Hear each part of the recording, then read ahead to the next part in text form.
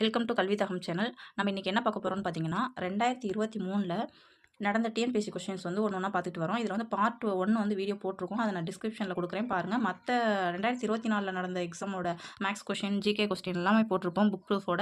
அதையும் பாருங்கள். இது வந்து என்ன கொஸ்டின் அப்படின்னு பார்த்தீங்கன்னா, இது வந்து கம்ப்யூட்டர் பேஸில் நடந்த ஒரு கொஸ்டின். ஆனால் உங்களுக்கு வந்து நார்மலாக கொஸ்டின் தான் இருக்கும். இது வந்து லைப்ரரியன் எக்ஸாம் 2023 நடந்தது. இப்போ நம்ம வந்து 10 கொஸ்டின் பார்க்க போகிறோம். உங்களுக்கு புக் ப்ரூஃப் இருக்கும். புக் ப்ரூஃப் அப்படின்னா இந்த கொஸ்டின் இந்த பேஜில் தான் இருக்குது அப்படின்னு டக்குன்னு போகிறது கிடையாது. அந்த பேஜை சுற்றி வேறு என்ன இம்பார்ட்டன்ட் பாயிண்ட் இருக்குங்கிறதையும் நம்ம சொல்லுவோம். ஸோ ஸ்கிப் பண்ணாமல் பாருங்கள். சப்ஸ்கிரைப் பண்ணாதவங்க சப்ஸ்கிரைப் பண்ணிட்டு பாருங்கள். டிஸ்கிரிப்ஷனை எப்போவுமே செக் பண்ணுங்கள். நான் நிறையா வீடியோஸ் வந்து கொடுத்துருப்பேன். வாங்க பார்க்கலாம். ஃபர்ஸ்ட் கொஸ்டின் பாருங்கள். காமம், வெகுளி, மயக்கம் இந்த 3 குற்றங்களும் இல்லாதவருக்கு எத்துன்பம் வராது என்று வள்ளுவர் கூறுகிறார். உங்களுக்கு தெரியும், திருக்குறள் பற்றி உங்களுக்கு தமிழ்லேயும் கொஷின்ஸ் வரும், ஜிகேலையும் கொஷின் வரும். யூனிட் 8லேருந்து தான் நிறையா கொஷின்ஸ் கேட்பாங்க. நீங்கள் வந்து திருக்குறள் தான் கேட்பாங்கன்னு சொல்ல முடியாது. எழுத்துத்தொகை, பத்துப்பாட்டு, தமிழ் ரிலேட்டடாக வேறு எது வேணாலும் கேட்கலாம். ஸோ நல்லா ஸ்கிப் பண்ணாமல் பாருங்கள். அப்போ ஆன்சர் என்னன்னு பார்த்தீங்கன்னா பிறவி துன்பம். இப்போ இந்த திருக்குறள் எங்கே இருக்குது, அதுக்கு என்ன மீனிங்னு வாங்க பார்க்கலாம். இப்போ இருக்குன்னு பார்த்தீங்கன்னா 10th தமிழில் பேஜ் நம்பர் 70 இருக்குது. 5வது குறளாக கொடுத்துருக்காங்க. காமம், வெகுளி, மயக்கம் இவை 3ஆம் நாமம் கெடும் நோய் அப்படின்னு சொல்லிட்டு. அதுக்கு மீனிங் என்னென்னு பார்த்தீங்கன்னா, காமம் அப்படின்னா இந்த இடத்துல ஆசையை குறிக்குது.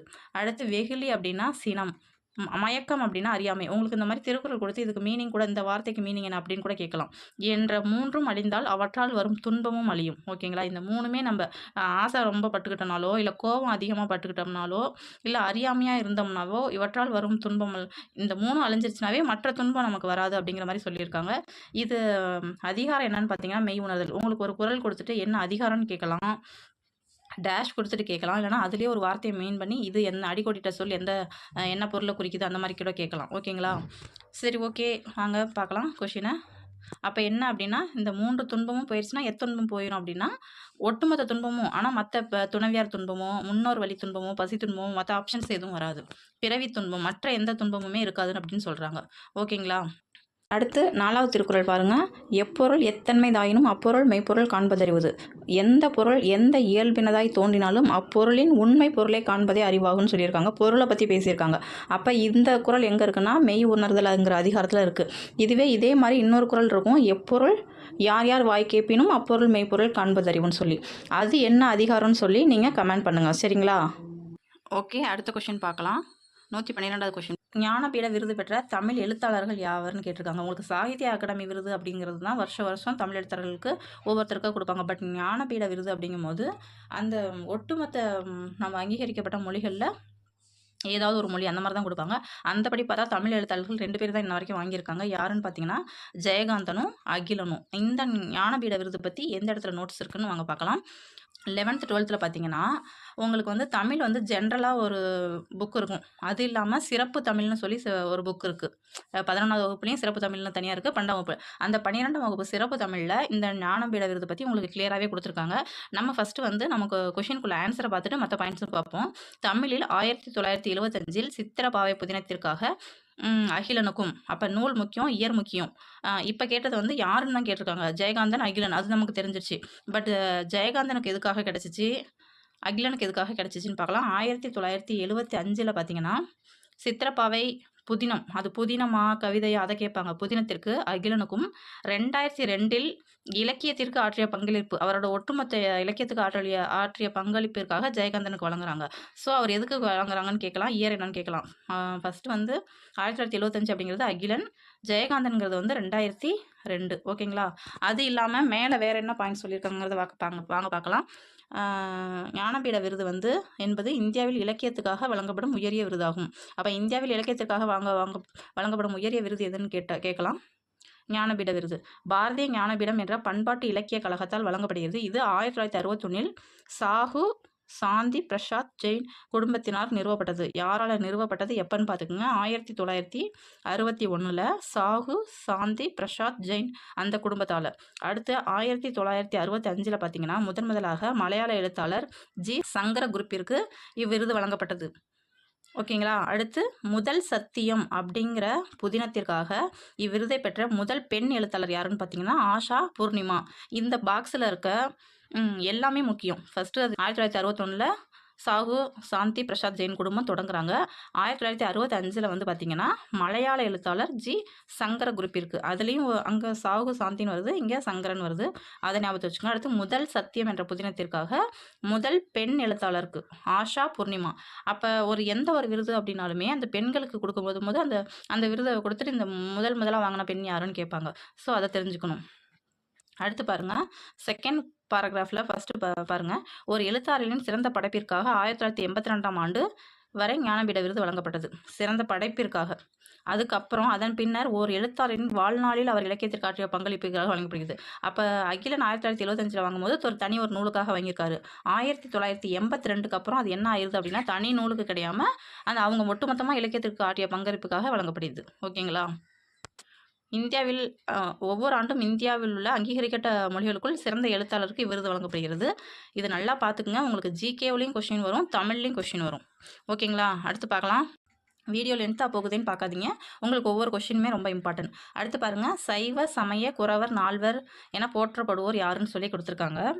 உங்களுக்கு பார்த்தோன்னா தெரிஞ்சிருக்கும். இங்கே பொய்யாழ்வார், பூதத்தாழ்வார், பெயரார், நம்மாழ்வார் இருக்குது. அதே மாதிரி பெரியாழ்வார், ஆண்டாள், நம்மாழ்வார் இந்த மாதிரிலாம் இருக்குது. அடுத்து இங்கே திருமூலர், அப்பர், சுந்தரர், சம்பந்தம் இந்த மாதிரிலாம் இருக்குது. இது ரெண்டுத்துலேயும் பார்த்தீங்கன்னா ஆழ்வார்கள் பேர் நிறையா வருது. இது ரெண்டுத்துலேயும் பார்த்தீங்கன்னா வந்து நாயன்மார்கள் பேர் வருது. இதில் பாருங்கள், பொய்கை ஆழ்வார், பூதத்தாழ்வார், பெயாழ்வார், நம்மாழ்வார் அப்படின்லாம் வந்து பார்த்திங்கன்னா ஆழ்வார்கள். இவர்கள்லாம் என்னன்னு பார்த்தீங்கன்னா வைணவத்தை சேர்ந்தவங்க. அதே மாதிரி தான் பெரியாள், ஆண்டாள் இதெல்லாம். ஆனால் அவங்க கேட்டிருக்கிறது சைவ சமய. அப்போ இவங்க 2 பேர் தான் சைவ சமயம் ரிலேட்டடாக வருவாங்க. ஆனால் அந்த 4 பேர் யார் அப்படிங்கிறத நம்ம புக் ப்ரூஃபோட பார்க்கலாம். ஆன்சர் கொடுத்துட்டாங்க. சம்பந்தர், நாவுக்கரசர், சுந்தரர், மாணிக்கவாசகர். திருநாவுக்கரசரோட இன்னொரு பேர் தான் வந்து பார்த்திங்கன்னா அப்பர். அப்பர்னு அவரை சொன்னது யாருன்னு பார்த்தீங்கன்னா திருஞான சம்பந்தர் தான் அப்பர்னு சொல்லியிருப்பார். ஓகேங்களா? அதே மாதிரி சுந்தரர் ஓகே, சம்பந்தர் ஓகே. இங்கே மாணிக்கவாசகர் கொடுத்துருக்காங்க, இங்கே திருமூலர் கொடுத்துருக்காங்க. திருமூலர் வராது, மாணிக்கவாசகர் தான் வரும். இந்த 4 பேர் தான் வந்து பார்த்திங்கன்னா சைவ சமய குறவர் நால்வர் அப்படிங்கிறது. இதுவே வந்து அந்த மாணிக்க வாசகரை ஒதுக்கிட்டு மீதி 3 பேர்த்த பார்த்தீங்கன்னா இவர் வந்து தேவார மூவர் அப்படின்னு சொல்லுவோம். வாங்க நம்ம ப்ரூஃப் பார்க்கலாம். ப்ரூஃப் பார்த்தீங்கன்னா 12th எத்திக்ஸில் இருக்குது. பேஜ் நம்பர் வந்து 151ல் லெசன் 5 or 6 அந்த இதில் இருக்குது. பார்த்துக்குங்க. நாயன்மார்கள்னு கொடுத்த டாபிக் கொடுத்துருக்காங்க பாருங்கள். சைவ சமயத்தை பின்பற்றி சிவ வழிபாட்டையும் தமிழ் மொழியையும் வளர்த்த 63 சிவனடிகார்கள் நாயன்மார்கள் எனப்பட்டனர்.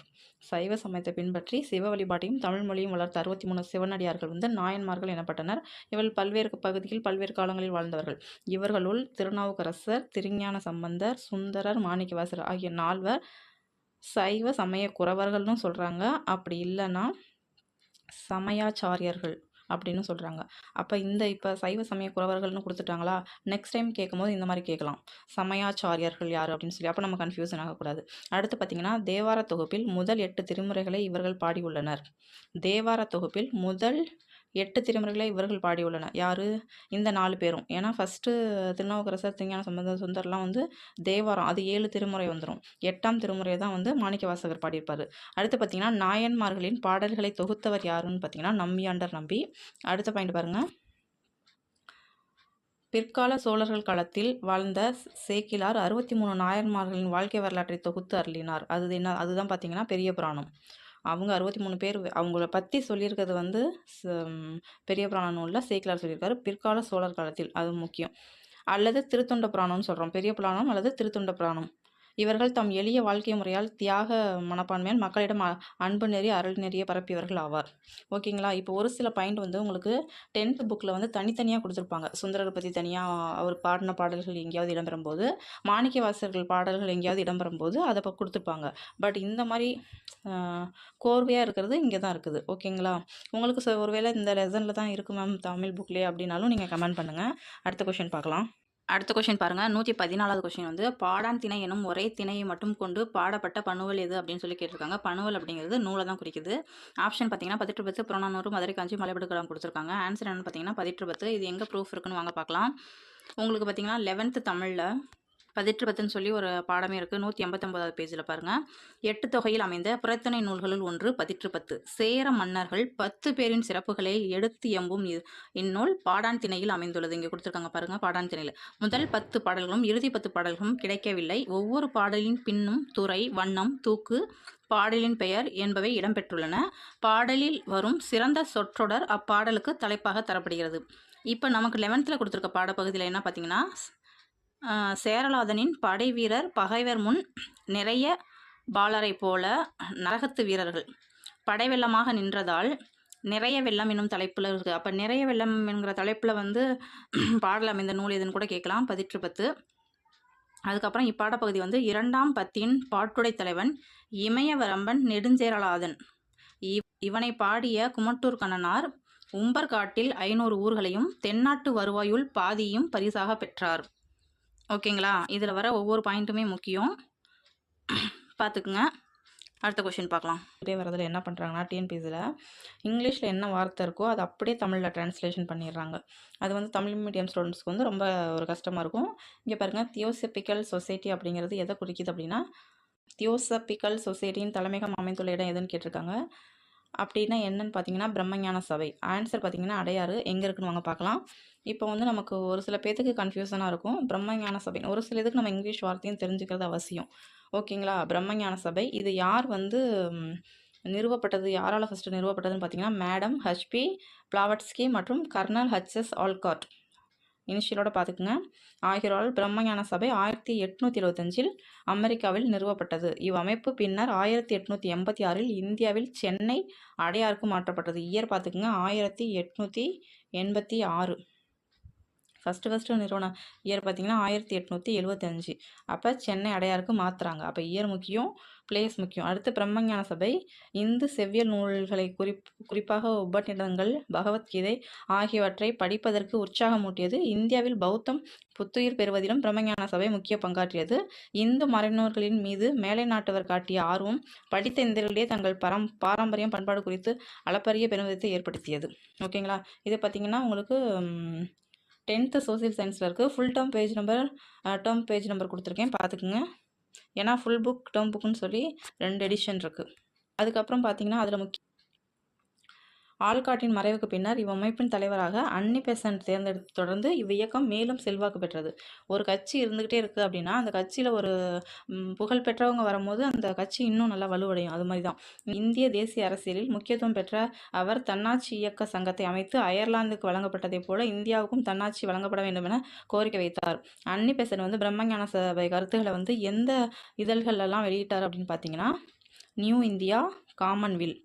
ஓகேங்களா? நியூ இந்தியா, காமன்வெல்த் எனும் செய்தித்தாள்கள் மூலம் பரப்பினார் அன்னி பெசன்ட். இப்போ இந்த நியூ இந்தியா, யங் இந்தியா அதெல்லாம் வந்து சில பேருக்கு டவுட் இருக்கும். யங் இந்தியா வந்து யாரோடது அப்படின்னு சொல்லி கமெண்ட் பண்ணுங்கள். சரிங்களா? ஓகேங்களா? இது வந்து 19ஆம் நூற்றாண்டில் சமூக சமய சீர்திருத்த இயக்கம் அப்படிங்கிற லெசனில் இருக்குது. அடுத்த கொஷின் பார்க்கலாம். 116வது கொஷின். மனித வளர்ச்சி குறியீடு மனித வளர்ச்சியின் அடிப்படையில் பரிணாமங்களின் சராசரி சாதனையை அளவிடுகிறது அப்படின்னு சொல்லி கீழ்கண்ட கூற்று மாதிரி 3. இதுவே வந்து ஒரு கேள்வி மாதிரி இல்லாமல் இருக்குது. ஓகேங்களா?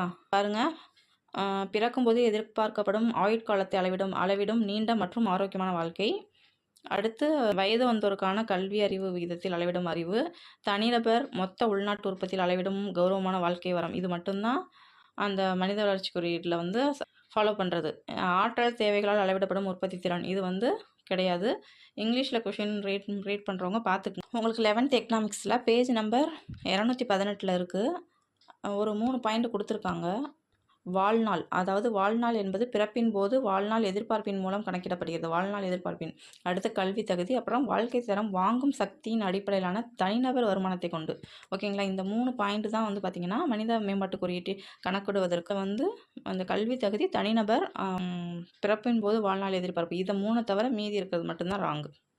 அடுத்து பாருங்கள், இந்தியாவில் முதல் பெண் கவர்னராக, அரசியல் ஈடுபாடு உடையவராக, இந்திய தேசிய காங்கிரஸின் உறுப்பினராக மற்றும் ஒரு கவிஞராக திகழ்ந்தவர் யாருன்னு கேட்டிருக்காங்க. ஆன்சர் பார்த்திங்கன்னா சரோஜினி நாயுடு. இது சில பேர்த்துக்கு கன்ஃபியூசன் ஆகும். எங்கே இருக்குங்கிறத பார்க்கலாம். உங்களுக்கு பார்த்திங்கன்னா பெண்கள் மேம்பாடுங்கிற ஒரு பாடம் வந்து 7th சோசியல் சயின்ஸில் 3rd டேர்மில் இருக்குது.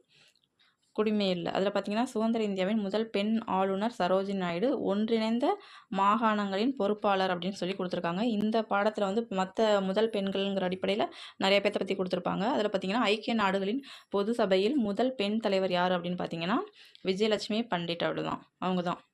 ஓகேங்களா? அதே மாதிரி இந்தியாவின் முதல் பெண் பிரதமர் யாருன்னு பார்த்தீங்கன்னா இந்திரா காந்தி, 1966 இயரோட தெரிஞ்சுக்குங்க. அதே மாதிரி விஜயலட்சுமி பண்டிட் வந்து ஐநா சபையோட முதல் பெண் தலைவர், அது வந்து 1953. ஓகேங்களா? பார்க்கும்போது அவங்க வந்து கவிஞர்னு பார்க்குறோம், இந்திய தேசிய காங்கிரஸின் உறுப்பினர்னு சொல்கிறோம். எந்த மாநாட்டுக்கு வந்து தலைமை தாங்கினாங்க, அவங்க கவிஞர் அப்படிங்கும்போது அவர் எழுதின நூல்கள் இது மாதிரி உங்களுக்கு தெரிஞ்சதை கமெண்ட் பண்ணுங்கள். நீங்கள் கமெண்ட் பண்ணினீங்கன்னா தான் நீங்கள் வீடியோ பார்க்குறீங்களா என்னங்கிறது தெரியும். அதுக்காக தான் சில கமெண்ட் வந்து பண்ண சொல்கிறது. ஓகேங்களா? வீடியோ பிடிச்சிருந்தாலும் உங்கள் கமெண்டில் சொல்லுங்கள். இல்லை இந்த இடம் தப்பாக சொல்லியிருக்கீங்க அப்படின்னாலும் எந்த ஒரு உங்களுக்கு சொல்லணும்னு தோணுதோ அதை கமெண்டில். அடுத்த கொஷின் பாருங்கள். 118வது கொஷின் பாருங்கள். பின் வருவனவற்றில் எது சரியாக பொருந்துகிறது? கரூர் பேருந்து உடலங்கட்டுனர், தூத்துக்குடி வந்து முக்கிய ரசாயன உற்பத்தி, சேலம் எஃகு நகரம், ஈரோடு வாகன உற்பத்தி பாகங்கள். இதில் வந்து எது சரியாக பொருந்திருக்கு அப்படின்னு பார்த்தீங்கன்னா எந்த 2ஆ 3ஆன்னு கேட்டிருக்காங்க. ஆன்சர் பார்த்தீங்கன்னா 1, 2, 3 சரின்னு சொல்லியிருக்காங்க. ஈரோடு வாகன உதிரி பாகங்கள் அது வந்து தப்புன்னு சொல்லியிருக்காங்க. ஆக்சுவலி பார்த்தீங்கன்னா நம்ம வீடியோ வந்து சீக்கிரம் ப்ரொவைட் பண்ணுங்கன்னு சொல்லி நிறைய பேர் கமெண்ட் பண்ணுறீங்க. பட் வந்து ஒரு 10 கொஷின் போடுறோம்னா அதை நீட்டாக போடணும், அந்த புக் பேஜ்லாம் ரெடி பண்ணி அப்படிங்கும்போது கொஞ்சம் டிலே ஆகுது.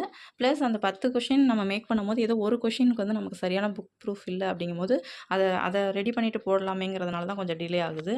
அது இல்லாமல் நான் இருக்கிற இடத்துல நெட்டு வந்து ரொம்ப ஸ்லோ.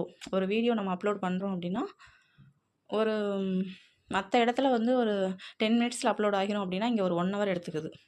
அதுவுமே ரொம்ப ஸ்லோவாக இதாகும். அதனால தான். அது இல்லாமல் வீட்டில் வந்து தம்பியை வச்சுட்டு வீடியோ எடுக்கிறதும் கஷ்டமாக இருக்குது. நான் முடிஞ்ச அளவுக்கு போடுறேன் வீடியோ. இதுக்கு ஆன்சர் எங்கே இருக்குன்னு பாருங்கள். இதுக்கு ஆன்சர் வந்து நான் சர்ச் பண்ணும்போது 10th புக்கில் ஒரு சில இது இருந்துச்சு. பட் எல்லாமே ஒரே பேஜில் இருக்குதுன்னு பார்த்தீங்கன்னா அந்த கொஷினுக்கு ஆன்சர் பாருங்கள். தமிழ்நாட்டு பொருளாதாரம்னு சொல்லி உங்களுக்கு பேஜ் நம்பர் 277 11th எக்கனாமிக்ஸில் 11th லெசனில் இருக்குது. பேருந்து கட்டுமான தொழிலுக்கு பெயர் பெற்றது எது அப்படின்னு பார்த்தீங்கன்னா கரூர். ஓகேங்களா? கரூர் வந்து கட்டுமான தொழிலுக்கு பெயர் பெற்றது. அது இல்லாமல் தென்னிந்திய பேருந்து கட்டுமான தொழிலுக்கான பங்களிப்பில் 80% உள்ளது. அவங்க ஆக்சுவலி கேட்டிருக்கதே வந்து பேருந்து உடல் கட்டுனர் அந்த மாதிரி கேட்டிருக்காங்க. ஸோ வந்து பேருந்து அப்படிங்கும்போது கரூர். அது இல்லாமல் கட்டுமான தொழில்னு கேட்டாலும் கரூர். அது இல்லாமல் கரூரில் என்ன இருக்குன்னு பார்த்தீங்கன்னா கரூரில் உள்ள தமிழ்நாடு காகித உற்பத்தி நிறுவனம் ஆசியாவிலே மிகப்பெரிய சுற்றுச்சூழலுக்கு பாதிப்பில்லாத காகித நிறுவனங்களுள் ஒன்றுன்னு சொல்லியிருக்காங்க. ஓகேங்களா? இப்போ கரூரை பற்றி இத்தனை பாயிண்ட்ஸ் பார்த்துருக்கோம். அடுத்து பாருங்கள் எஃகு நகரம். எஃகு நகரம் என்று அழைக்கப்படுவது எது அப்படின்னு பார்த்தீங்கன்னா சேலம். சேலத்தில் பார்த்தீங்கன்னா பல பெரிய ஜவ்வரிசி தயாரிப்பு நிறுவனங்களும் கனிம செல்வங்களும் உள்ளன. அதுதான் சொல்லியிருக்காங்க. அடுத்து பார்த்தீங்கன்னா உங்களுக்கு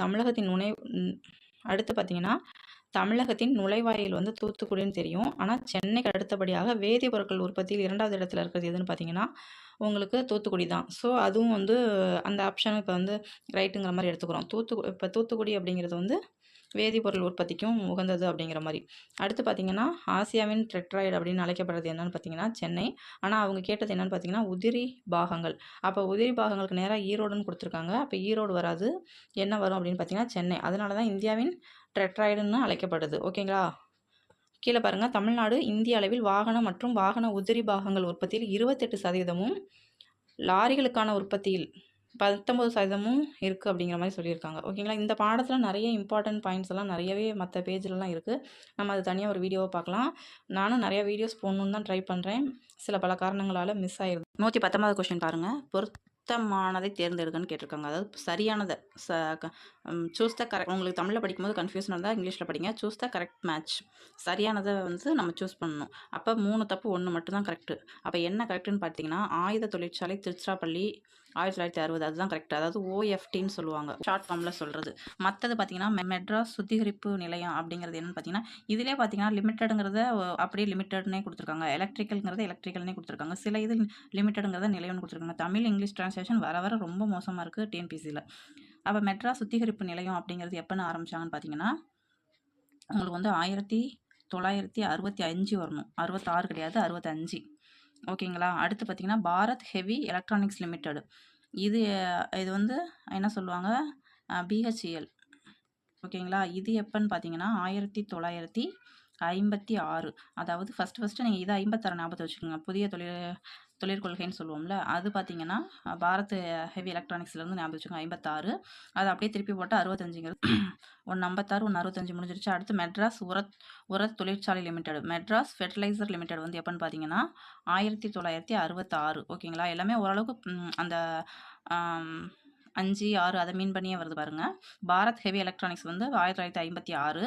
மெட்ராஸ் சுத்திகரிப்பு நிலையம் 1965. மெட்ராஸ் உர தொழிற்சாலை லிமிடெட் வந்து 1966. ஆயுத தொழிற்சாலை திருச்சிராப்பள்ளி வந்து 1960. நல்லா பார்த்துக்குங்க. இது வந்து புக்கில் எங்கே இருக்குன்னு தெரில. உங்களுக்கு ஒரு வேளை புக்கில் எங்கே இருக்குன்னு தெரிஞ்சிச்சுன்னா நீங்கள் வந்து கண்டிப்பாக கமெண்ட் பண்ணுங்கள். அடுத்த கொஷின் பாருங்கள். இதுவும் வந்து பார்த்திங்கன்னா புக்கில் எங்கே இருக்குன்னு தெரில. பட் வந்து கரண்ட் அஃபேர்ஸோட ரிலேட் ஆனது மாதிரி ஒரு ஸ்கீம், ஒரு இது மாதிரி தெரியுது. தேசிய புகையிலை கட்டுப்பாடு திட்டம் தமிழகத்தில் எந்த ஆண்டு முதல் செயல்படுத்தப்பட்டு வருகிறது அப்படின்னு கேட்டிருக்காங்க. 2007. அதாவது இதை வந்து எப்படி சொல்லுவாங்கன்னா NTCP அப்படின்னு சொல்லுவாங்க. தேசிய புகையிலை கட்டுப்பாடு திட்டம் வந்து 2007. ஆனால் புகையிலை பற்றி வேற ஒரு நோட்ஸ் இருக்குது, அதை நம்ம பார்ப்போம்.